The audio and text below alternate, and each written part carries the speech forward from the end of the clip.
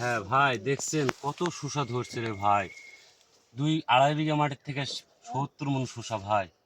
শুধু দাম আজ কত জানেন? মাত্র 400 থেকে 500 টাকা মণ ভাই। ভাই একদম তো কম ভাই। হ্যাঁ ভাই, কৃষক আমরা মরে শেষ, ভাই লেবারের এত দামগুলো কি। এত শশা ভাই দেখতে পাচ্ছি, কিন্তু দাম একদম কম। তো এই দামে শশা বিক্রি করলে কি কৃষক লাভ ভাই হবে কৃষকের? আমাদের এমন অবস্থা হয়ে গেছে ভাই এই শসা করে ভাই, তা বলা যাবে না। এখন সরকারের কাছে একটু আবেদন করেন ভাই, আমরা যেন একটু বাঁচতে পারি। দেখেন ভাই কত শসা ধরছে, এইদিকে 70 মণ অলরেডি উঠে গেছে, আরো আছে ভাই। তাই?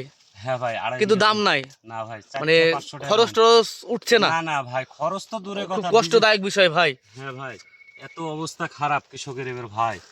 আমরা তো মনে করেন যে পারছি না কিছু বলতে। আসলে বন্ধুরা দেখুন, শশা ধরছে অনেকবার। শশা তুলে শশার মানে বিক্রি করে খরচ তোলা খুব দায় হয়ে যাচ্ছে কৃষকের। তো সকলে ভালো থাকবেন, সুস্থ থাকবেন। সালামু আলাইকুম।